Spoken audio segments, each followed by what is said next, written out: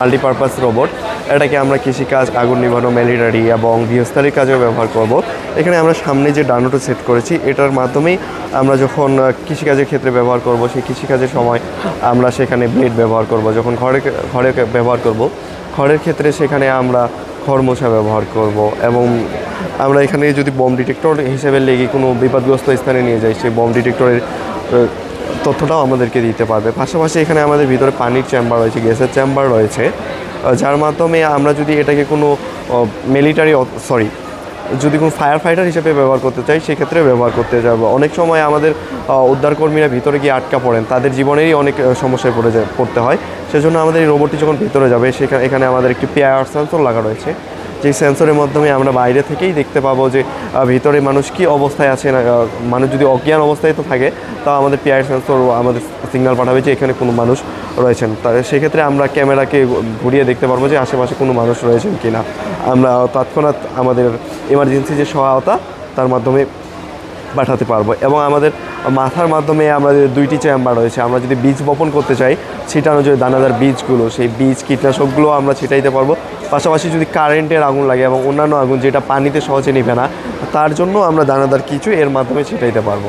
এটা কি আসলে ইলেকট্রিক চার্জিংয়ে চলবে নাকি হচ্ছে এটা আসলে চলার সক্ষমতা কি? ধন্যবাদ আপনার এই প্রশ্ন করার জন্য। আমাদের বাংলাদেশ সহ সারা পৃথিবীতে এখন জ্বালানির সমস্যা। সেই জ্বালানির সমস্যার কথা মাথায় রেখে আমরা এই ফুল বডিকে সোলার বডি করেছি, যার ফলে আমাদের কোনো এক্সট্রা জ্বালানি ব্যবহার করতে হবে না। এবং আমাদের যেহেতু এটা বেশিরভাগ সময় কৃষকের কাজে ইউজ হবে, তো মাঠেই ইউজ হবে, সরাসরি সানলাইট থেকে যে পাওয়ারটা পাবে সেই পাওয়ার দিয়েই চলবে। এবং অনেক সময় মেঘাচ্ছন্ন হয়, আকাশে তাপ কম থাকে, তার জন্য আমরা ব্যাকআপ হিসেবে লিথিয়াম ব্যাটারি ব্যবহার করেছি। এটা একবার যদি আমরা পাশাপাশি এখানে কারেন্টেরও চার্জের ব্যবস্থা রয়েছে, এক চার্জে প্রায় 1 ঘন্টা চলবে এটা। জি, এটার কারণে আমাদের ম্যানুয়াল অপশনও রয়েছে, ওখানে আমাদের সুইচ বোর্ড রয়েছে। যদি চাষিরা অনেক সময় অ্যাপস কন্ট্রোল করতে পারবে না, তাহলে তারা সুইচের মাধ্যমে ওখান থেকে কন্ট্রোল করতে পারবে।